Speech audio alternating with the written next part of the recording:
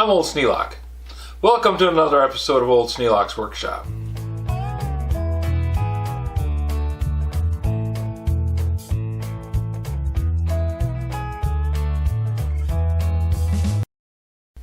Before I get into another big project, I wanted to do just some cleanup around the shop and take care of a few things, but this national emergency, which really is a national emergency, once we've said that it is, then all these other things kick in and people start acting like it's a national emergency, which makes it a national emergency.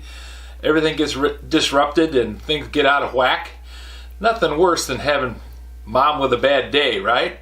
Makes everything kind of go haywire. So right now, mom and dad, our government, are a little goofy. They're just people, you know. They make mistakes. They do stupid stuff. I'd like to think that none of it is because they have an ulterior motive, but they're politicians. Come on, man. They've all got ulterior motives. They've all got reasons to try and make us do something that we wouldn't normally do. That's the greatest way to get a scam going, is to convince somebody that what they believe is true is not. Okay, enough of that. I'm kind of old school. I started out working as a machinist with vernier scales. Like this one. This is a Craftsman vernier scale caliper.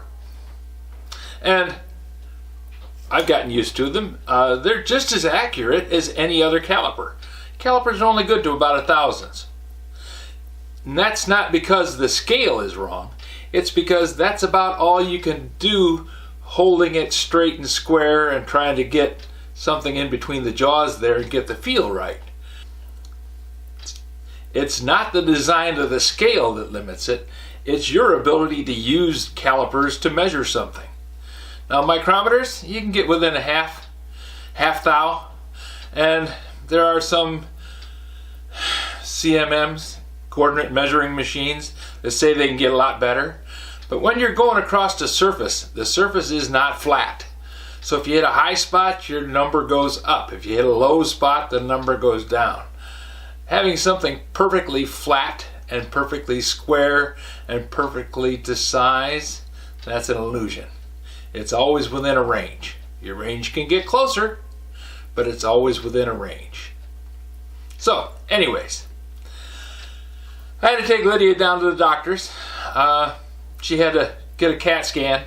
It's a normal maintenance thing. It's one of those things that you do when you're getting our age. So she had to have a CAT scan. But when I went to the CAT scan place, they let Lydia go in, but they wouldn't let me.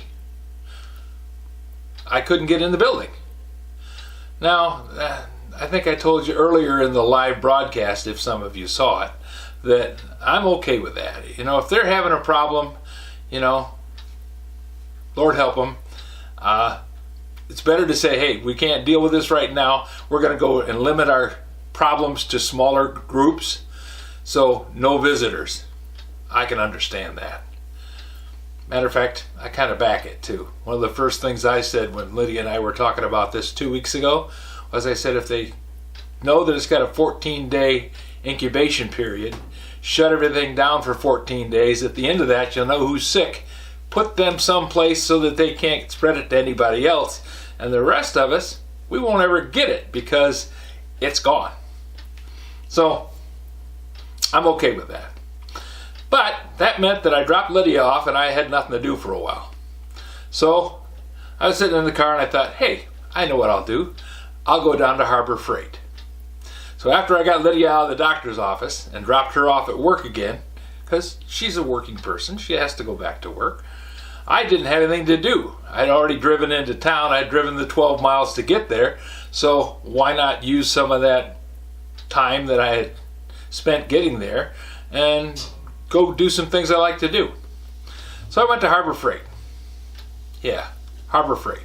The place where everything is cheap and it all comes from China. Bad connotations there, but we're not going to go there today. What I did is I went there because I wanted to get a 20% off thing, because I had a new coupon.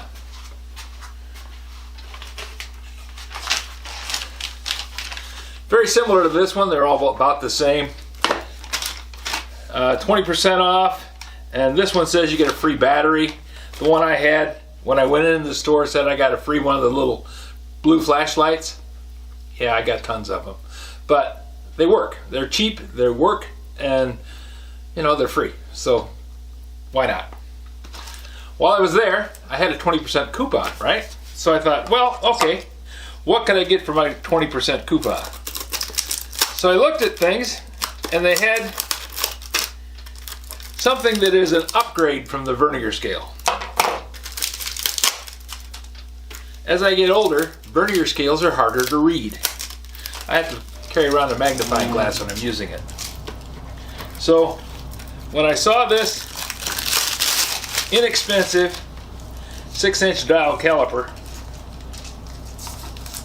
get that off my hand, a little plastic piece, I decided, okay, I'm going to go ahead and get that. Now, like I said, it's inexpensive. Part of it, the reason it's inexpensive is everybody wants the electronic ones. The electronic ones are nice. When I set up production lines and I had groups of people that were trying to measure parts, I went with the electronic ones because it gave you a number. It was a digital readout. Something large enough that you didn't need to have really good glasses because everybody was looking through dirty safety glasses. I don't know why they didn't clean them. They just wouldn't. I put out cleaning stations, I put out paper, I put out the spray. Nope, they'd go around all day looking through something that you couldn't see anything. So I'd get them the digital calipers because they had bigger numbers. But after I learned how to use verniers, the next step up was this dial caliper. And I said, dial caliper. And I took their sample one there and I went back and forth on the scale. And I thought, well, that repeats pretty well. The only problem with these things, they have a rack gear. And this little rack gear right here, if it gets dirty, the gear that runs the dial, that makes this thing go back and forth, if it gets dirty, it starts skipping. So you have to keep these clean. Therefore, having a case for it is always a good idea. That way you can put it in the case and life is good. Now, this was $18 and 20% off of that was about, oh gosh, I'm not going to do the math, somewhere around $3. $3.25, $3.50, who knows? You guys can all do the math in your head. I'm too old to bother with that now. If it's not something that I'm trying to measure or fit, just guessing about dollars, who cares? So anyways, now I have a dial caliper and a vernier caliper. They're both 6-inch range. They both have a depth stop on them. And that's not a bad deal.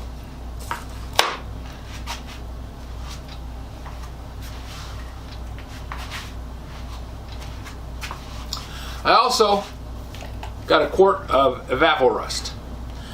Now, I used to buy it by the gallon, but it was $27 for a gallon of this stuff, and I don't use it that often. This is going to be part of a test on the ultrasonic cleaning system. I want to see, because for the good of the land, used some of this stuff in a big tub that he set up, I think, 6 or 8 transponders on to do it, turn it into an ultrasonic cleaning tank. He uses Evaporust in it.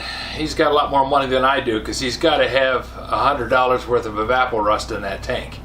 And this stuff does wear out. If you put enough crap through it, it stops working. So if I was going to build a part washer, I don't know if I'd use this. But I'm going to test it in the ultrasonic cleaner. If it turns out to be the world beater that he's shown it to be, you know, independent testing. You want to make sure that somebody tells you something that it's actually something you can believe. I usually believe everything he says, but, you know, independent testing. So I'm going to take some of this, I'm going to put some rusty parts in the ultrasonic cleaner, and we're going to check and see what it does. And I've also got some other cleaners that I've kind of compiled over the last 2 weeks as money allowed. And we'll try different things and see what works better. So that was my day. What was yours? Did you have fun? Did you get a chance to do anything that you wanted to do? Why don't you tell us what you were up to? Just drop a note in the comments. We'd all be happy to hear. If you have any suggestions for a new video, questions about today's video, or any of the other videos on the channel, just drop a note in the comments. You know I read them all. Thanks for watching. This video is not to be viewed by anyone under the age of 13 in the U.S. or 16 in the European Union, without the express written permission of the parents or legal guardians of the underage person.